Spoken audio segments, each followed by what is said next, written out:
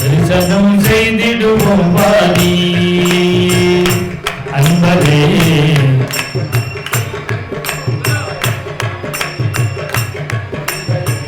தஞ்சமென்று வந்தோரை தடுத்தா கொள்ளரும் குருநாதனை தரிசனம் செய்திடுவோம்.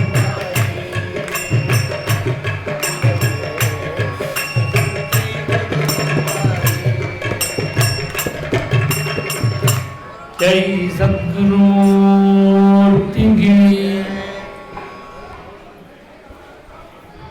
ஸ்மித விகசித வக்ரம் ஸ்னிக்த பஸ்ம த்ரிபுண்ட்ரம் பகவதனுபவாட்யம் பஸ்ம ருத்ராட்சமாலோ சததய ஜனதீக்ஷம் சர்வபூதானுகம்பம் சனகமுனி சமானம்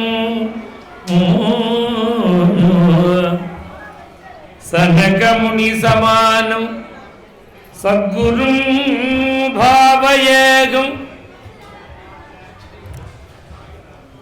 மகாகுருக்களான முத்தண்ணாவாளுடைய 132வது ஆராதன மகோத்சவம் அவருடைய அனுகிரகத்தினாலேயே ஆச்சரியமா நடந்தது. ஒரு மனுஷியாதான் பிறந்தா எவ்வளவு நாள் இருக்க போறான்னு யாருக்கும் தெரியாது.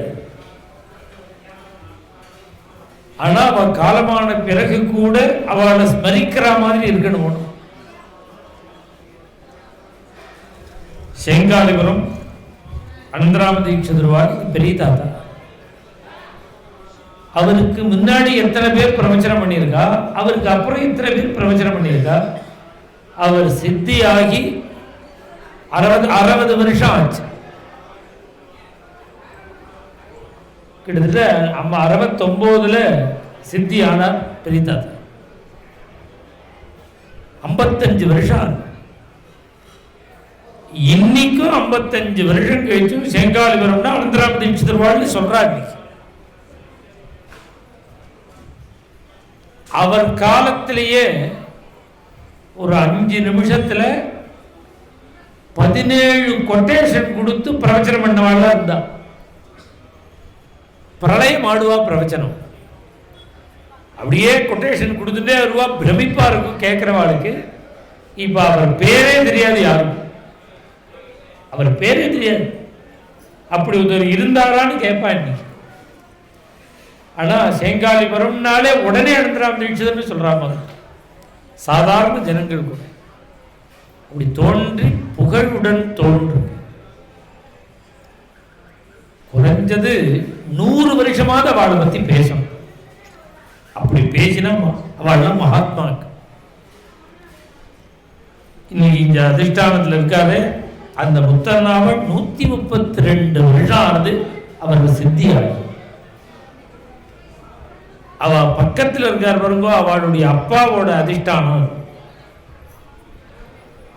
அவர் சித்தியாகி கிட்டத்தட்ட 175 வருஷம் இருக்கலாம். முத்தண்ணாவாளுக்கு சின்ன வயசுலயே அவ அப்பா காலமாயிட்டார். 175 வருஷம் இருக்கலாம். 175 வருஷம் ஆறுது அவர் சித்தியாகி. அது ஆச்சரியம் இல்லை. இன்னைக்கு அவருக்கு தர்ப்பணம் நடக்கிறது. இந்த 175 வருஷத்துல இந்த ஜகத்துல எந்த குடும்பத்திலையும் நடக்காது. நீங்க நம்ம வைதிக ஸ்ரீ அவர் அர்த்தம் இருக்கார், வைத்தியநாத தீட்சிதர். அவர் தர்ப்பணம் பண்ணும்பொழுது அவரை கூப்பிடணும். அவர் தாத்து பேரனர். அப்ப அந்த பக்கத்து சமாதி இருக்கே அதிஷ்டானம் அனந்தராம தீட்சிதர். அவர் தர்ப்பணம் ஒவ்வொரு மாலை, ஒவ்வொரு அமாவாசைக்கும், ஒவ்வொரு மாசத்துக்கும், மாசப்பிறப்புக்கும், சிராத்தத்துக்கும் அவர் பண்ற காரியங்களுக்கு முழுக்க அவர் வர. இது போல ஒரு குடும்பத்தை பார்க்கிறதே துர்லபம். தபஸ்விகள் கோடிகளான பெரியவாள்லாம் அவதாரம் பண்ணின குடும்பம். நாங்கள்லாம் இந்த சின்ன குழந்தையாக இருக்கும்பொழுது இங்கே உற்சவம் நடக்கும். கோட்டூர் அத்தான்னு ஒரு அத்தா இருந்தார். கோட்டூர் அவருக்கு, அவர் என்னை பார்த்து செத்த சாது. எங்கள் பெரிய தாத்தாவுக்கு அத்தா அம்மாச்சி. பெரிய தாத்தா அனந்தராம தீட்சிதர், நாராயண தீட்சிதர், ஆஞ்சநேய தீட்சிதர், இவாள்லாம் அம்மாச்சி. அவர் அர்த்தம். அவர் பெரிய பெரிய பிரபுக்கள், பெரிய மனுஷியா. அவகிட்ட தாத்தா பேசிட்டு இருப்பாராம் பெரிய தாத்தா. அவரை பார்க்க எல்லாரும் வந்திருப்பா. ஸ்டேட்டஸில் பெரிய லெவலில் புரியறதுக்காக சொல்கிறேன், ராஜாஜி மாதிரி வந்து அவர் தாத்தாட்ட பேசிட்டு இருக்கும்பொழுது இவர் வந்து, அனந்தராமா நீ எப்போ வந்தேன்பரா வேணும்னே. அவருக்கு நேரம் இவர் பேரை சொல்லி கூப்பிடணும்னு இவருக்கு ஆசை. உடனே பக்கத்தில் இருக்கிறவாள்லாம் மகா கோபத்தோடு இவர் குண்டு கட்டா தூக்க வந்துருவா. இப்படி சதஸில் பழக தெரிய வேண்டாமோ. எங்கள் பெரியவாள்லாம் என்ன பண்ணுவா, பிள்ளையா இருந்தால் கூட சிஷ்யாளாக இருந்தால் கூட வாங்குவோம். எங்கள் அப்பா, சித்தப்பா, பெரியப்பா எல்லாரும் இப்படி வாங்கோன்னு சொல்கிறதே லஜ்ஜையாக இருக்குன்னு பெரிய தாத்தாட்ட. அப்போ பெரிய தாத்தா சொல்லும், அவர் தனியாக இருக்கும்போது இல்லை, 10 பேர் வந்திருக்கிற நேரத்தில் இப்படி நீங்கள் எங்களை வாங்கோன்னு சொல்கிறது எங்களுக்கு ரொம்ப சங்கோச்சமாக இருக்கு.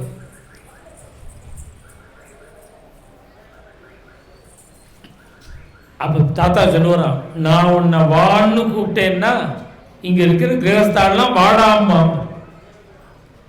நானே வாங்கோன்னு கூப்பிட்டாதான் எல்லாரும் வாங்கோன்னு கூப்பிடுவா.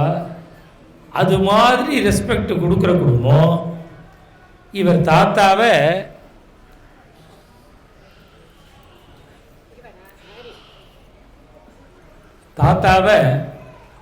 வாடாம அவளுக்கெல்லாம் இப்படி தூக்கிட்டு போக வந்தா உடனே சொல்லுவான் தாத்தா ஒன்றும் சொல்லாது. அதாவது எனக்கு எங்கிட்ட அவ்வளவு சுவாதீனம் உண்டுன்னு பிரகடனப்படுத்துறதுக்கு ஆசைப்படுறாரு. ஒரு சின்ன விஷயத்தில் ஒருத்தருக்கு சந்தோஷம்னா அதை கொடுக்கறதுல நமக்கு என்ன சிரமம்? காசா பணமா?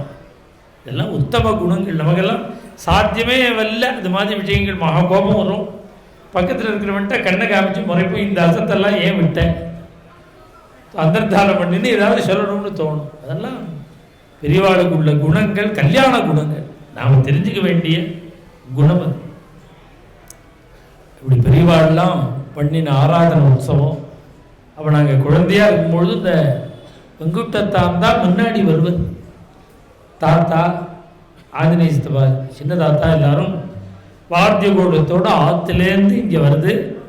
இந்த பித்தளை பாத்திரம், அதுக்கு போனின்னு பேருன்னு நினைக்கிறேன். போனியா என்ன? இல்லை இல்லை வருது, அதுக்கு பேர் போனியே, பித்தளை போனின்னு ஏதோ சொல்லுவா. அதுக்கு அதில் ஒரு 10 வாழைப்பழம் அதை நறுக்கி கொஞ்சம் வெல்லத்தை போட்டு, அதுதான் பஞ்சாமிர்த அபிஷேகம். இதை அபிஷேகம் பண்ணின உடனே அந்த பாத்திரத்தை தூக்கின்னு போயிடுவோம் பின்னாடி சாப்பிட்றதுக்கு. அப்படிலாம் இந்த பிரசாதத்தை சாப்பிட்ட ஒரு புண்ணியந்தான் இன்னைக்கு இவ்வளவு சௌக்கியமாக பெரியவாள்லாம் வச்சிருக்கு. எங்கள் தாத்தா சொல்லுவர், எங்கள் தாத்தா நாராயண தீட்சிதர், நமக்கு ஒரு க்ஷேமம் வந்தாலே, சௌக்கியம் வந்தாலே உடனே முத்தண்ணாவாள் ஞாபகம் தான் வரணும். அவளுடைய அனுகிரகம் தான் க்ஷேமமாக இருக்கும்னு தோணணும். இது மாதிரி நம்ம ஆத்திரியே எல்லாருக்கும் அந்த அபிமானம் உண்டு, பக்தி உண்டு. எங்கள் அப்பா, நான், புதுக்கோட்டை சுந்தரேசியர், அவாத்து மாமி, அப்துருண்ணா, நாங்கள் எல்லாரும் காரில் வரோம். கோயம்புத்தூர்லேருந்து ராத்திரி வேளையில் வரோம். ரோடு தப்பாக போயிடுத்து. ரிவர்ஸ் எடுத்தான்.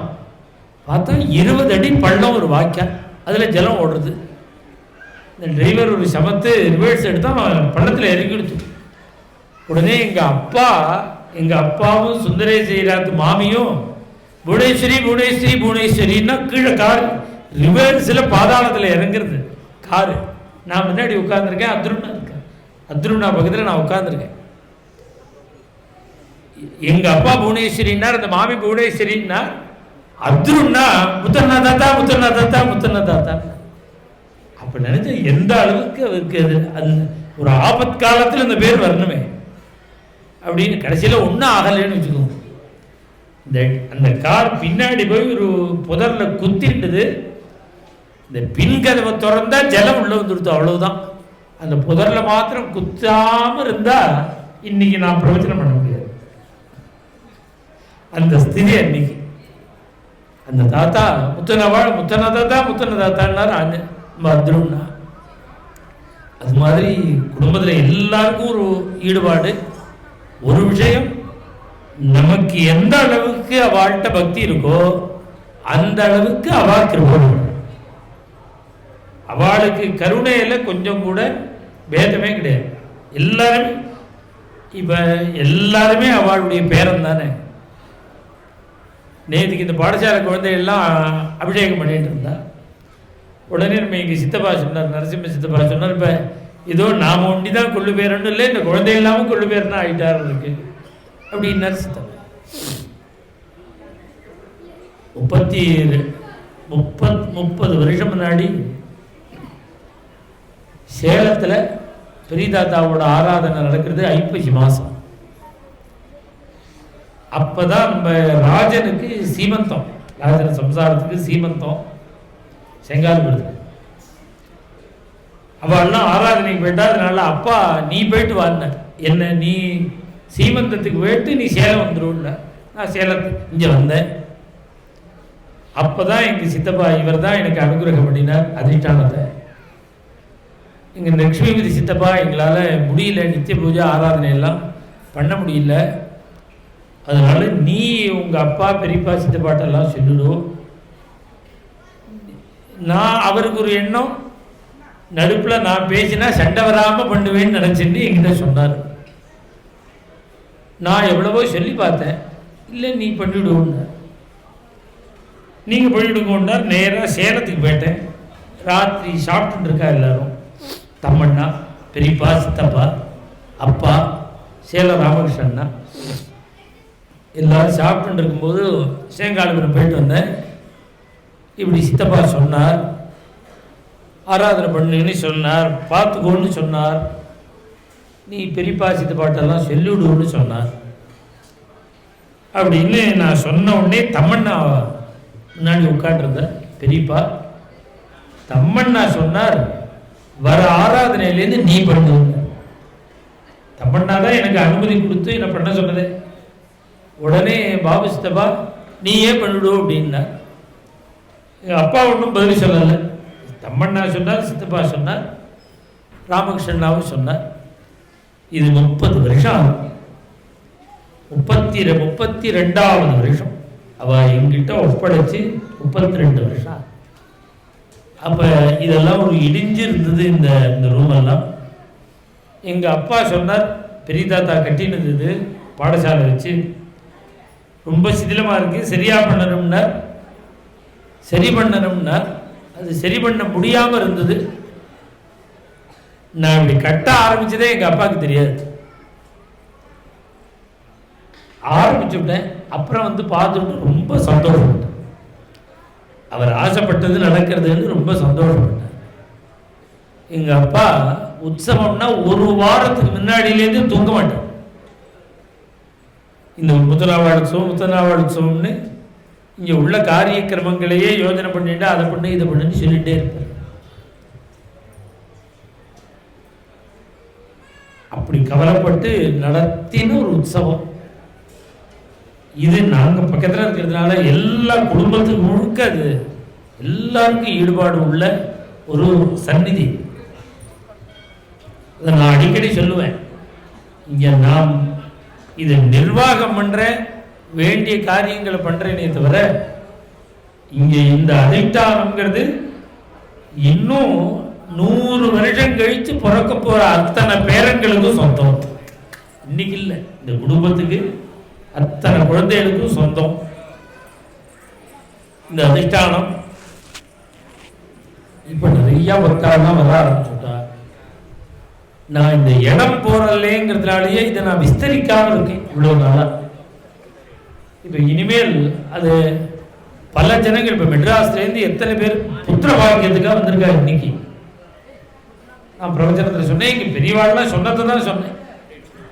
இங்கே அதிஷ்டானத்தில் பிரார்த்தனை பண்ணிட்டு தரிசனம் பண்ணி அர்ச்சனைக்கு நான் வந்துடுவேன். மாலை ஒண்டி சாத்தி பிரார்த்தனை பண்ணினா சந்தான பாக்கியம் ஏற்படும்னு நிறைய பேருக்கு அது மாதிரி ஏற்பட்டிருக்கு. இப்படி நிறைய பக்தாள்லாம் வரத்துக்கு சித்தமா இருக்கா. நமக்கு இங்கே இடம் போராததுனால யார்த்தையும் பிரச்சாரப்படுத்தல. அது 132 வருஷமா நடக்கிறதுங்கும் பொழுது இது பிரச்சாரம் பண்ணாமல் இருக்கிறதே தப்பு. எல்லாருக்கும் தெரிவிக்கணும், நிறைய பக்தாள்லாம் வரணும். அதனால இங்க இந்த இடங்கள் எல்லாம் மாற்றி கொஞ்சம் நிர்மாணம் பண்ணணும். இப்ப அதிஷ்டானம் அபிஷேகம் பண்றதுக்கெல்லாம் இடம் போட மாட்டேன். 2 வருஷமா நினைச்சுட்டு இருக்கேன். இந்த எங்க பெரியவாள்லாம் கட்டினது அதை கொஞ்சம் பெருசு பண்ணணும்னா இந்த விமானத்திலேருந்து எல்லாத்தையும் எடுக்கணும். கருங்கல் திருப்பணியில பண்ணியிருக்கா கர்ப்பங்கள், அதை மாற்றணும். இது ஒரே யோஜனையாவே இருந்தது. இப்ப தரிசனம் பண்றவாளுக்கு அசௌகரியமா இருக்கு. இப்ப கொஞ்சம் பர்மிஷன் வாங்கி இன்னும் கொஞ்சம் பிரதட்சிணம் பண்றதெல்லாம் இன்னும் கொஞ்சம் தள்ளி பண்ற மாதிரி ஏற்பாடு பண்ணி இந்த இந்த இடங்கள்லாம் இப்போ வாங்கி சித்தம் பண்ணியிருக்கோம். இந்த ஷெட்டை பெரிய ஷெட்டாக போட்டு ஆகாரத்துக்கும் இடம் போட மாட்டேங்கிறது. பின்னாடி இன்னும் கொஞ்சம் பெரிய ஒரு இடத்தை தயார் பண்ணணும் ஆகாரத்துக்கு. இதெல்லாம் முத்தனாவாட்டிய பிரார்த்தனை. இது அடுத்த வருஷம் ஆராதனைக்குள்ள இதெல்லாம் நடந்துடும். என்னோட அனுமானம் குறைஞ்சபட்சம் 50 லட்சம் ரூபாய் செலவு. இந்த கையெழுத்துக்கு 50 ரூபாய் செலவழி. ஆராதனை அன்னைக்கு எல்லாரும் சாப்பிடணும்னு நினைக்கிற பிரசாதம் இங்கே வசதி போகிறது. பல நிர்பந்தங்கள் இருக்கு. அது எப்படி இன்னொரு 10 வயதுனால இந்த ஒரு கைங்கரியத்தை ஆரம்பிச்சோம்.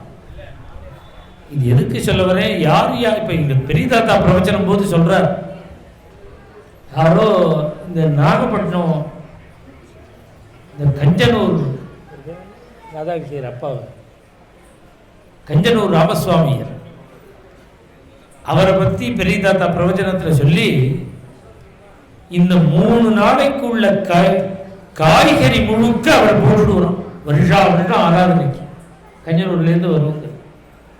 நாகப்பட்டினம் கிருஷ்ணமூர்த்தியர்னு யாரோ ஒருத்தர் பேரை சொல்லி அவர் தான் இந்த அதிஷ்டானத்தில் இருக்கிற கிணறு வெட்டினார் அப்படி சொன்னாதானே தெரியுது நமக்கு.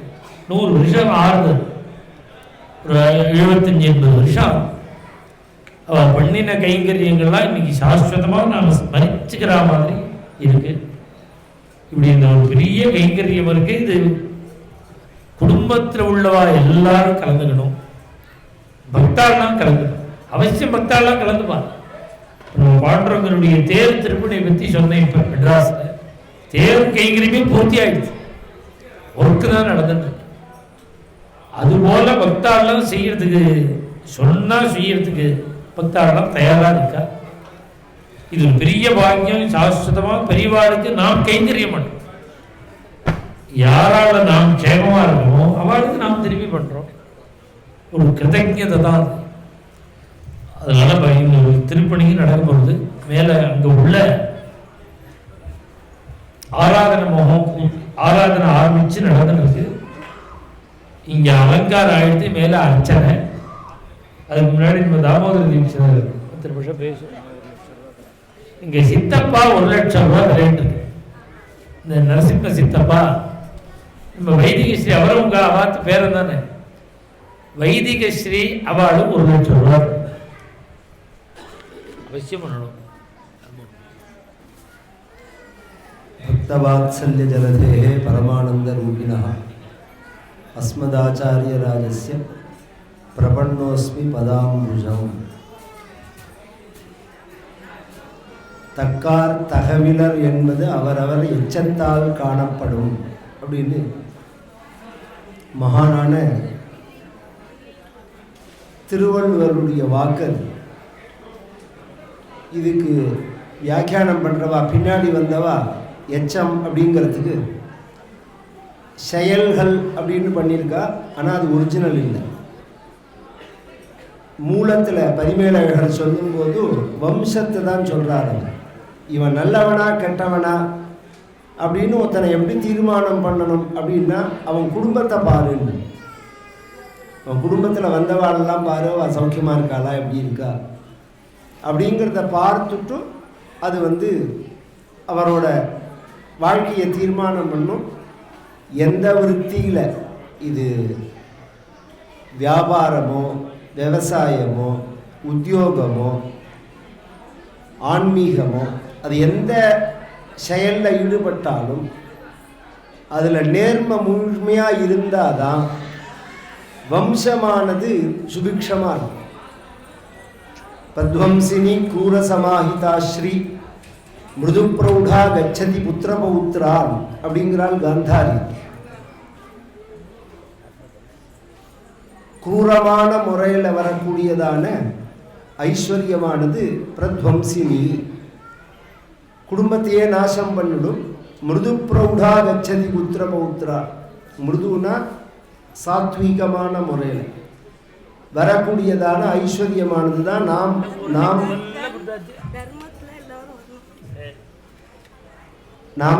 நாம் அனுபவிச்சு, நம்ம பையன் அனுபவிச்சு, நம்ம பேரை அனுபவிச்சு இப்படிலாம் இருக்கும். எதுக்கு இத்தனையும் சொல்றேன்னா, அப்படி இருந்தவர் எங்க தாத்தா இல்லை. அதுவும் எங்க தாத்தா பெரிய குடும்பம். நாராயண தீட்சிதரோட குடும்பம் ரொம்ப பெருசு.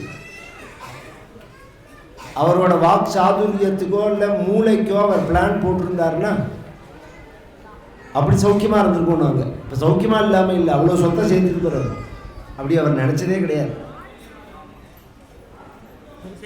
ஜனங்களுக்கு தர்மத்தை சொல்லணும், சாத்வீகமாக இருக்கணும் அப்படின்னு. இது கிருஷ்ணபிரேமி அண்ணாவே சொன்னார். எல்லாரும் சொல்லுவா, அனந்தராம தீட்சிதர் காலத்தில் அவர் நிறைய சம்பாதிச்சார் அப்படின்னு சொல்லுவா. வார்த்தையா சொல்லுவாளே தவிர உங்களெல்லாம் நேரில் பார்க்கறதே தான் தெரியறது அப்படின்னு. ஏன்னா இன்னைக்கு இப்போ ஒரு 20-25 வருஷத்துக்குள்ள எல்லாம் பெரிய லெவலில் மார்க்கெட்டிங்காக ஆயிடுது. பெரிய லெவலில் மார்க்கெட்டிங் பண்ணணும் அப்படிங்கிற சிந்தனையே எங்களுக்கெல்லாம் வந்ததே கிடையாது. பெரிய லெவலில் சொத்து சேர்க்கணும், பெரிய லெவலில்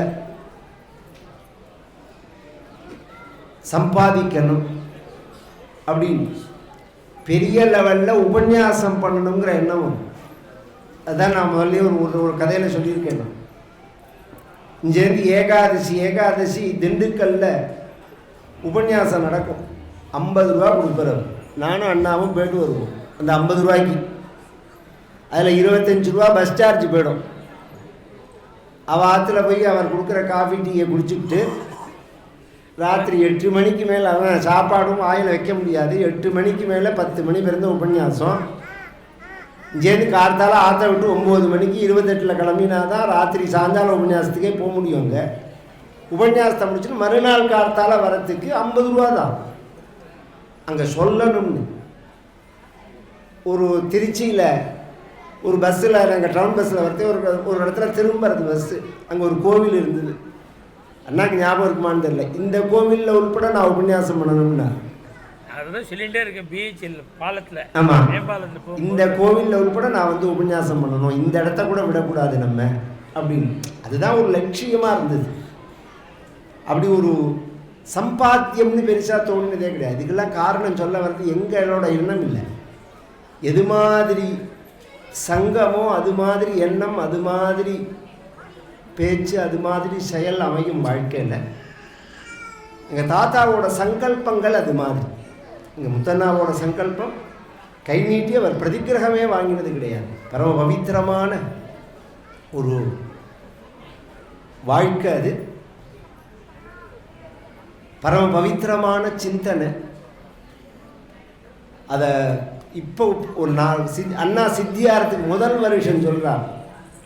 இந்த பாலகிருஷ்ணானந்தா பிரசாதம் ஆராதனை முடிஞ்சு நம்ம 2 பேருக்குமே வம்சம் குரூப்பா இவர் அப்படின்னா, நாம் எல்லாருமே இந்த வம்சத்தில், போதேந்திரால் வம்சத்தில், உங்கள் தாத்தா ஒரு பிரிவு, நாங்கள் ஒரு பிரிவு, நம்ம எல்லாரும் சேர்ந்து வந்தவா தான் அப்படிங்கிறார். அது மாதிரி ஒரு ஞானியாக பிரகாசித்து பரம பவித்திரமான வாழ்க்கை வாழ்ந்து பல பேர்களுக்கு இந்த பிரவச்சன மார்க்கத்தை கல்பித்து தர்மத்தோட பிரவச்சனம் பண்ணணும். பொதுவாக வால்மீகியோ வியாசரோ எழுதினது அப்படி தான். ஆனால் உபன்யாசம் பண்ணுறவா கதையை மட்டும்தான் சொல்கிறான். அதில் உள்ள ஆச்சாரங்களையோ அதில் உள்ள தர்மங்களையோ எடுத்து பேசுறது கிடையாது. கொஞ்சம் யோசனை பண்ணி பார்த்தா ஜீவிக்கிறது உலகத்தோட இயக்கம் ஆச்சாரம் தர்மத்தினுடைய அடிப்படையில் தான் இருக்குது. நார்த் இந்தியாவில் பக்தியை பிரச்சாரம் பண்ணினான்னா அங்கே உள்ள சுச்சுவேஷன் வேறு. ஒரு 8 வருஷம் முன்னாடி பாலபிரிவா கூப்பிட்டு சொன்னார், நிறைய வேணுங்கிற அளவுக்கு நாம் பக்தியை பிரச்சாரம் பண்ணியாச்சு, இனிமேல் நம்ம தர்மத்தை தான் ஆரம்பிக்கணும்.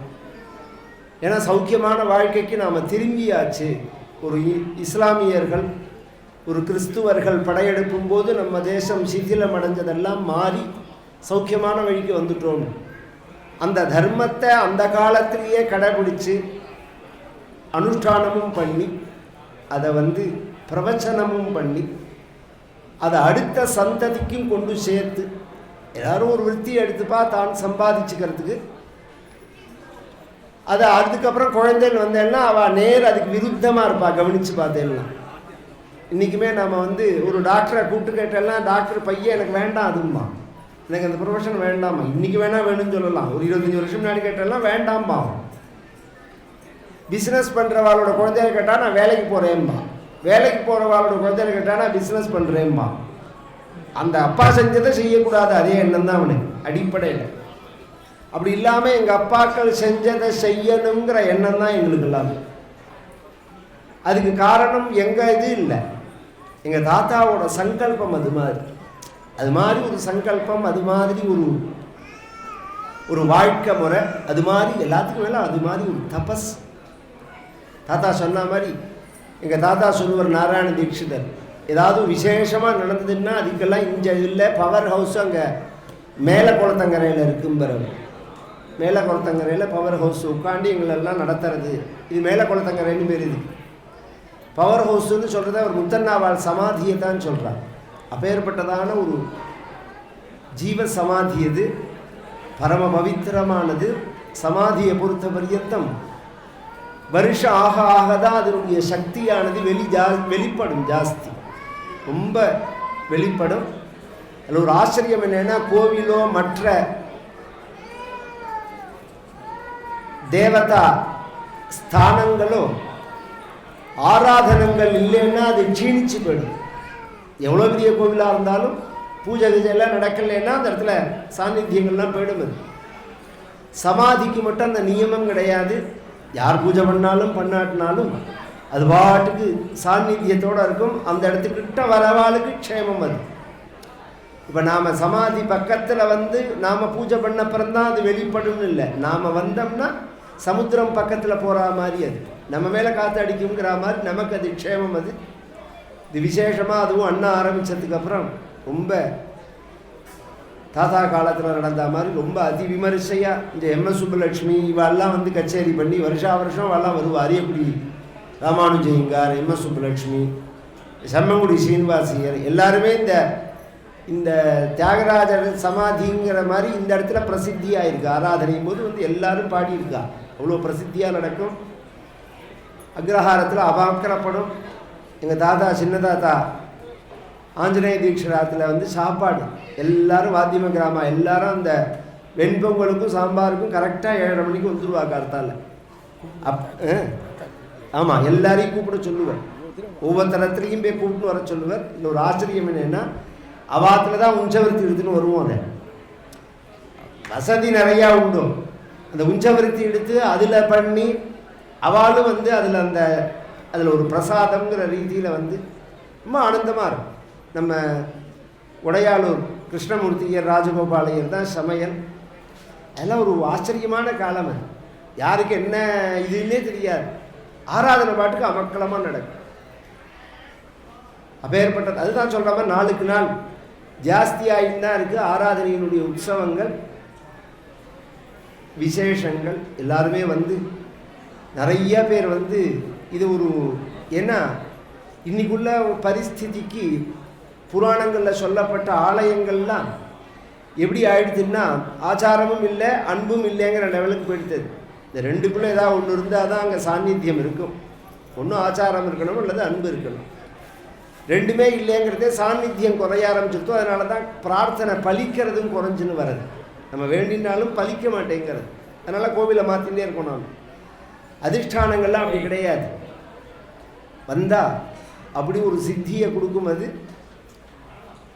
க்ஷேமத்தை கொடுக்கும்.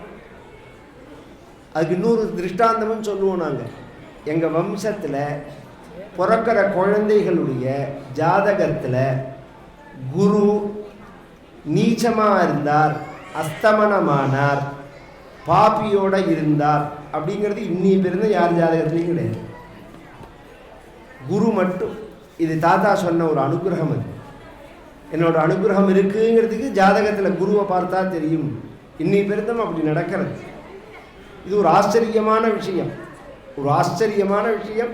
சமீபத்தில் கூட எனக்கு பேத்தி பிறக்கிறதே 4 நாள் கழிச்சு குரு அஸ்தமனம், 3 நாள் முன்னாடியே பிறந்துட்டாங்க. குரு டாக்டர் டையன் நான் 5 நாள் கழிச்சு சொல்லியிருக்கார். 5 நாள் முன்னாடி அவள் பிறக்கிறா. 4 நாள் கழிச்சு குரு அஸ்தமனம். எதுக்கு சொல்கிறேன்னா அப்படி விட்டதே கிடையாது. அப்பேற்பட்டதான ஒரு மகிமை எங்கள் தாத்தாவுக்கு. எல்லாரும் அதை பயன்படுத்திக்கணும். குழந்தைகள் எல்லாம் அழிச்சுன்னு இது மாதிரி இந்த ஒரு சிஸ்டம் எந்த மதத்துலேயுமே கிடையாது. எல்லா மதத்துலேயும் பார்த்தேன்னா சுடுகாடுன்னு ஒன்று தனியாக வச்சுருவான், கல்லறைன்னு தான் வைப்பான். ஒரு மகான்களை ஜீவ சமாதியாக வச்சு அதை ஒரு பவித்திரமான இடமா கொண்டாடுறதான ஒரு வைபவம் இந்த ஒரு மதத்தில் தான். ஏதாவது ஒரு மதத்தில் இருந்தால் கூட அது பின்னாடி வந்திருக்கலாம். வழிபாட்டை காண்பிச்சது இந்த மதம்தான். ஒரு உயர்ந்ததான ஒரு ஆராதனை கிரமம் அது. அதனால் எல்லாரும் முத்தண்ணாவாளுடைய ஆராதனை மகோத்சவத்திலையும் அண்ணா சொன்ன மாதிரி இந்த மண்டப நிர்மாண விஷயத்திலையும் கலந்துண்டு முத்தண்ணாவாளுடைய பரிபூர்ண கிருபையை அடையணும், பரமக்ஷேமத்தை அடையணும், பரம பாக்கியத்தை அடையணும் அப்படின்னு பிரார்த்திச்சுக்கிறோம். சத்குருநாத் மகாராஜ் கி ஜெய், ஆஞ்சநேய மூர்த்தி கி ஜெய். அவ்யாத கருணாமூர்த்திம் அஜ்ஞானத்வாந்த பாஸ்கரம் ஸ்ரீதந்திரசேகரகுரும் தேசிகேந்திரமஹம் பஜே. எங்கள் முத்தண்ணாவாள் ஆராதனையும் போது பெரிய தாத்தா, தாத்தா அஜய் தீக்ஷர் 3 பேரும் இருந்து ஆராதனை பண்ணி நான் பார்த்துருக்கேன். திண்ணையில் பெரிய தாத்தா, வடகுடி தாத்தா பிரவச்சனம் பண்ணுவார் ராத்திரி 11 மணி வரைக்கும். ஆனால் எங்கள் தாத்தா நாராயண தீக்ஷர் சொல்லுவார், ஆராதனையும் போது எந்த காரியமும் வச்சுக்காம அப்போ நம்ம எல்லாரும் இங்கே வந்துடணும் அப்படின்பார். சித்தப்பாவும் அதே மாதிரி தான். ராம சித்தப்பாவும் நம்ம பார்த்த ஆராதனை இல்லையா, வர வேண்டாம் வந்தீங்களா அப்படின்னு கேட்பார். இன்னும் சுவாதீனமாகவே போச்சு கூட போச்சுப்பார். கோடி காரியம் இருக்குது, எப்போதும் காரியம் பார்த்துருந்தானே இருக்கும். நீங்கள் எல்லா காரியத்தையும் முடிச்சுன்னு ஆராதனைக்கு வரலாமா அப்படின்னு கேட்பார்.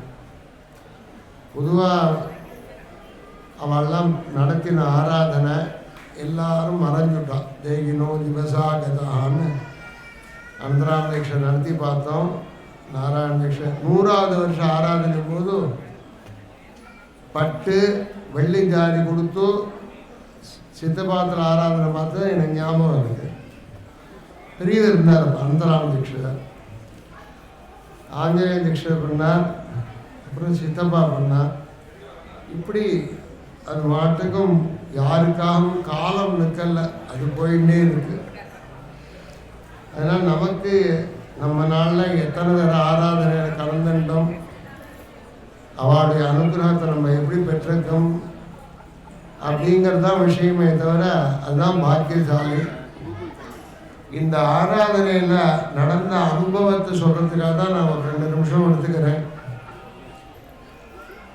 நான் மனசுக்குள்ளே எனக்கு பட்டுது. ஆஞ்சநேய சித்தப்பா பத்திரிகை எடுத்துருந்து சென்னை, பெங்களூர் முதலிய இடங்களில் போய் பத்திரிகை கொடுத்து வசூல் பண்ணி வருவார். இதே நாள்லாம் நடந்திருக்கு. தாத்தா நாராயண தீட்சர் ஆராதனைக்கு வந்த உடனே முத்தண்ணாவாளை இருந்த கிரகத்துக்கு போய் அவர் அக்னிஹோத்திரம் பண்ண இடத்துல ஒரு நமஸ்காரம் பண்ணுவார். முத்தண்ணாவாளை அக்னிஹோத்திரம் பண்ண இடம். அப்புறம் சேரில் உட்கார்ந்த உடனே சித்தப்பா வந்து நமஸ்காரம் பண்ணுவார். ஆஞ்சநேய தீட்சிதர் ஆராதனைக்கு தேவையாக உள்ளதெல்லாம் உனக்கான ஓரளவுக்கு கிடச்சிதா, சங்கோச்சப்படாத, என்கிட்ட சொல்லும், நான் எவ்வளோ தேவையோ ஆனாலும் ஆராதனைக்க கொடுக்குறோம், அதனால் நீ கேட்கலாம் அப்படின்பார். நான் உடனே அவர் சொல்லுவார், நான் தேவைப்பட்டால் தெரியப்படுத்துகிறேன்பார். அப்புறம்தான் எனக்கு சித்தப்பா சொன்ன போதும் நம்ம இந்த ஆராதனையில் நம்ம என்ன பொறுப்படுத்தணும். இப்போ ஜெகேஷ் தீட்சர் நடத்துகிறார், அது மாட்டுக்கு அமோகமாக நடத்துகிறார். வேலைக்கு 150 டிக்கெட்டு ஆகாரம் பண்ணுறா, போஜனம், காத்தால டிஃபன், மத்தியானம் சாப்பாடு, ராத்திரி இது அபிஷேக சாமான்லாம் திருப்பதி வெங்கடாஜலபதி லட்டு மாதிரி இருக்குது. திருப்பினா பிஸ்தா பருப்பு, பாதாம் பருப்பு, திராட்சை, கல்கண்டு, உத்தமமான வஸ்துக்கள், லிட்டராக பால் அபிஷேகம். இன்னும் விசாரித்து கட்ட போகிறார். இன்னும் நிறையா பேர் வரப்போகிறா, தரிசனம் பண்ணணும் அப்படிங்கிறதுக்கு. அப்புறம்தான் நான் சித்தப்பாட்ட சொன்னேன், என்கிட்ட ஒரு 10 பத்திரிக்கை கொடுங்க, நான் எனக்கு தெரிஞ்ச வாழ்க்கை தெரியப்படுத்துகிறேன்னு. நான் ஒரு வாட்ஸ்அப்பில் தான் போட்டேன். எந்த காலமும் நான் பத்திரிக்கை கொண்டு கொடுத்ததில்லை. போன வருஷம் நடந்ததை சொல்கிறேன். இந்த எனக்கு ஃபோன் பண்ணான், மெட்ராஸில் இருக்காவா, அசோக் நகரில் 4 வீடு, தனி வீடு இருக்குது, 35 வயசாகுது, பையன் நல்ல பையன், ஆன்மீகமான பையன், மாதம் திருவண்ணாமலையில் கிரிவலம் பண்ணுறான், கல்யாணம் ஆக மாட்டேங்கிறது. நீங்கள் ஏதாவது எங்கள் முத்தண்ணாவளை ஆராதனைக்கு நீங்கள் பணம் கொடுங்க, நான் பிரார்த்திச்சுக்கிறேன் அப்படின்னு. என்ன கொடுக்கட்டோம்னு கேட்டார். உங்கள் மனசில் பகவான் என்ன கொடுக்கணும்னு தோணி பண்ணுறாரோ அதை அனுப்புங்க போகும். நான் யாரையும் இது வரைக்கும் இது கொடுங்கன்னு சொல்லலை. 4000 ரூபா பணம் அனுப்பிச்சார் போன வருஷம் ஆராதனைக்கு. நம்பினால் நம்பங்க மாட்டிக்கோங்க. அந்த பையனுக்கு போன 20ஆம் தேதி கல்யாணம் ஆகிடுது. எப்படி தெரியுமோ, அந்த பொண்ணு அவன் டாக்டர், லக்ஷ்மிகரமாக இருக்கா. இந்த பொண்ணுட்ட இவருக்கு 10 கோடி தேரும்னா பொன்னாத்து வசதி 25 கோடி தேரும். நிச்சயதார்த்தம் போது இந்த பாலாஜியோட அம்மாவுக்கு 5 பொருளை இதே மாதிரி தோடா போட்டா. மாமி சொன்னா, எனக்கு மாட்டு பொண்ணு போட்டு பார்த்துருக்கேன், மாமியாருக்கு இது வரைக்கும் நான் போட்டு பார்த்ததே இல்லை, எங்கூர் வழக்கம் அப்படின்ட்டாவா. என்கிட்ட காமிச்சா மாமி, கல்லெல்லாம் பதிச்சு எனக்கு நிச்சயதார்த்தத்தில் எனக்கு போட்டா அப்படின்னா. போன 20ஆம் தேதி நான் தான் கல்யாணம் பண்ணிக்கிட்டேன். சொன்னாவா, இதே மாதிரி நீங்கள் பிரார்த்தனை பண்ணிட்டு மாட்டு பொண்ணு வந்துட்டா அப்படின்னு. இப்பயும் பிரார்த்தனை பண்ணிக்கிறேன், அடுத்த வருஷம் உங்களுக்கு பேரம் பிறந்துடுவோம் அப்படின்னு. இது முத்தண்ணாவாளை ஆராதனையினால் நடந்தது ஒன்று. இன்னொன்றும் நம்ம கிரகஸ்தர் அவளாம் நல்ல வசதிப்பட்டவன். எங்கிட்ட தேவதா விஸ்வாசம். மாமா நீங்கள் கோதானம் பண்ணோன்னே பதிலே சொல்லலையே அப்படின்னா. நான் சொன்னேன், இப்போ மெட்ராஸில் வந்து கமர்ஷியலாக எடுத்து மாடு வேற, கண்ணுட்டி வேற, பால் ஊட்ட போனால் மாடு உதைக்கிறது. அதனால அதில் 2-3 தரகன் இருக்கான். வெளியிலேயே பிரித்து பணத்தை எடுத்துக்கிறத பார்க்கலாம். எனக்கு இதில் பண்ணுறதுல இஷ்டம் இல்லை, ஏன் சொன்னதை கேட்பேலான்னு ரெடியாக இருக்கும் அப்படின்னா. அப்போ நீங்கள் கோவிந்தபுரம் வாங்கும். 1000 பசுமாடு இருக்குது. 1000 பசுமாடை வச்சு ரட்சிக்கிறார். அதுக்கு பில்லு, வைக்கோல், அது தீவனங்கள் எல்லாம் கொடுத்து பளிச்சுன்னு பிரதட்சிணை பண்ணி நமஸ்காரம் பண்ணணும்னு தோன்றது அந்த இடம். தினம் இவர் ஊரில் இல்லை, சாயந்தரம் ஒருத்தர்கிட்ட சொல்லியிருக்கார், சாம்பிராணி போட்டு 3 சுற்று சுற்றணும்னு. எங்கே போய்ட்டு வந்தீங்களே? சாம்பிராணி போட்டேன்னு. எதுக்கு பண்ணுறீங்கன்னா அண்ணா சொல்லியிருக்காருன்னார். அவர் ஊரில் இல்லையேன்னா, அதுக்காக நம்ம நிறுத்தலாமா? அவர் சொன்னாலும் இல்லை, அவங்க இல்லைன்னாலும் நம்ம பண்ணணும் அப்படின்னார். அப்படி ஒன்றும் அதில் கறக்கக்கூடிய பாலை மகாலிங்க சுவாமி கோவிலுக்கு, பாடசாலைக்கு, எல்லாம் அனுப்பிச்சுட்டார், தயிர் எல்லாம் அங்கே கொண்டு கொடுப்போம். எனக்கு அதான் மனசு ஒப்புறதுன்னு ஏற்பாடு பண்ணுங்கன்னு விட்டார். அமாவாசை புண்ணிய காலம் பண்ணுங்கன்னு ₹1,00,000 கொண்டு வந்து அவர் கொடுத்தார். ஃபஸ்ட் கிளாஸ் பசுமாட கிருஷ்ணனுக்கு ஏற்ற மாதிரி பூஜை பண்ணி இரண்ய கர்ப்பகர்ப்பத்தம்னு சொல்லி பாண்டுரங்க பரபிரம்மனே சம்பிரதேன்னு சொன்னேன். நான் பிராமணாயான்னு சொல்லலை. இதை கொண்டு போய் பாண்டுரங்களுடைய சன்னதியில் தருணத்தில் வச்சுருங்கன்னு. அடுத்த மாதம் பார்த்து மாட்டு பொண்ணு ஸ்நானம் பண்ணலை. இதில் என்ன விசேஷம் தெரியுமோ, அந்த பொண்ணு கொஞ்சம் ஸ்தூலமாக இருப்பாள். டாக்டர்கிட்ட போய் காமிச்சதில் நீங்கள் உடம்பு ரொம்ப வெயிட்டாக குறைச்சா தான் குழந்தை ஏற்படக்கூடிய சக்தி உங்களுக்கு கிடைக்கும் அப்படின்னு சொல்லிட்டா. கல்யாணம் ஆகி 4-5 வருஷம் ஆகிடுது. உடனே எனக்கு ஃபோன் பண்ணான், மாமா மாட்டு பொண்ணு ஸ்நானம் பண்ணாமல் இருக்கார். போன மாதம் பொன் குழந்தை பிறந்து புண்ணியாவதனம் ஆகிடுது. என்கிட்ட உடனே சொன்னான், கோவிந்தபுரத்தில் போய் பண்ண முகூர்த்தம் அடுத்த மாதமே கர்ப்பம் ஏற்படுத்து அப்படின்னார். இதே மாதிரி இன்னும் சொல்லிகிட்டே இருப்பேன் நான். இந்த முத்தண்ணாவள ஆராதனையோட உபகாரம் பண்ணவாளுக்கு நடந்த அனுபவங்கள். அதனால ஒவ்வொரு தரையுமே இங்கே சித்தப்பா சொல்லுவார், நீ நிறைய அதில் பொறுப்பெடுத்துக்கிற அப்படிம்பார். நான் பார்க்க போனால் கொடுக்கறது தொலை செய்தாலும் அவற்றேருந்து வாங்கிக்கிறது ஜாஸ்தி. சௌரியமாக எல்லா விஷயத்தையும் நம்மளை சௌரியமாக, இதை விட ஆத்ம துஷ்டி இல்லாமல் என்ன அசந்துட்டோ துஜோ நட்டான்னு குஜேலோ பாக்கியான்னு கற்றுக்கோங்க. சந்துஷ்டி இல்லாத பிராமணம் பிரயோஜனம் இல்லை. நமக்கு வேறு என்ன வேணும் சொல்லுங்க. நல்ல குடும்பத்தில் பிறந்திருக்கோம். முத்தண்ணாவாள் பரம்பரைன்னொடனே மகாபரிவா ஏந்து நின்றுட்டு 1000 தலைமுறையாக அக்னிஹோத்திரம் பண்ணுற குடும்பம். முத்தண்ணாவாள் சூரியன் உதித்து பிராதஸ்நானம் பண்ணது கிடையாதுன்னார். சாண்டூர் சமஸ்த ராஜாட்ட சொல்கிறார், ராஜாட்ட சொல்கிறார், அண்ணாதுரைங்கார விட்டு இங்கிலீஷில் சொல்லுங்க. 79 யாசகரேங்கிற இடத்துல கிருஷ்ணாநதி தீரத்தில் நான் பரீட்சை கொடுக்கும்போது பெரியவா சொன்னேன். அப்படி நல்ல குடும்பம், நல்ல இடத்துல விவாகம் ஆச்சு. பத்னி குழந்தை, ஒரு பையன் ஒரு பொண்ணும். அவளுக்கு காலத்தில் கல்யாணம் ஆச்சு. அவளுக்கு குழந்தைகள் கொண்டு கொடுத்தோம். எல்லோரும் நம்ம தூக்குற மாதிரி இல்லை.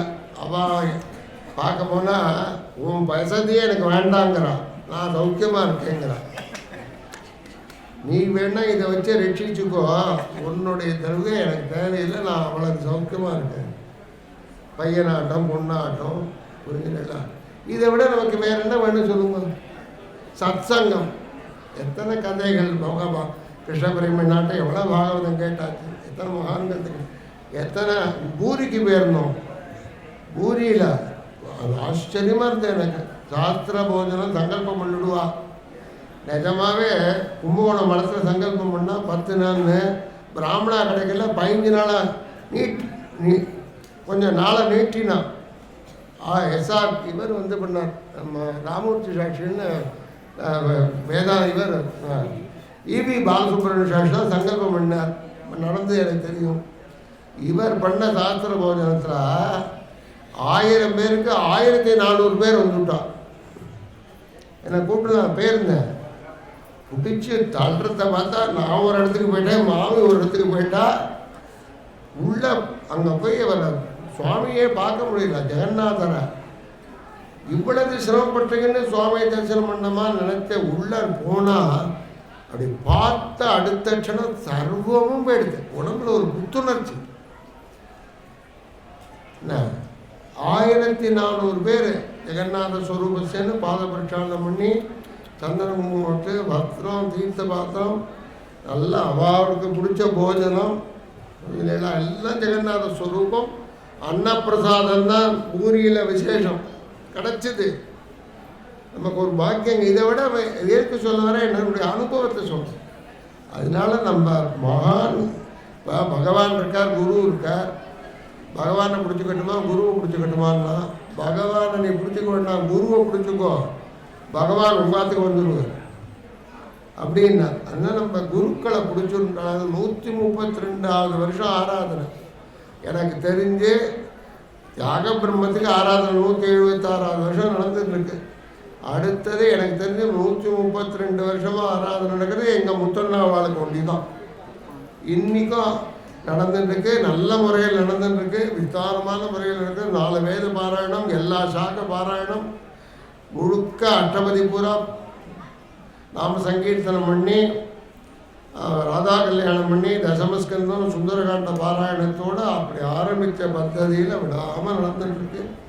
அவளுடைய அனுகிரகம் நமக்கு எல்லாருக்கும் கொடுக்கணும், எல்லாருக்கும் கிடைக்கணும். எல்லாரும் ஆரோக்கியமாக இருக்கணும். முதல்ல வியாதியே வரக்கூடாது, ஜனகாத்திரத்தோடு இருக்கணும். காலத்தில் அவளுக்கு சஷ்டத்து பூர்த்தி, பீமன் சாந்தி, பத்னியோடு சேர்ந்து சதாபிஷேகம் பண்ணிக்கணும்.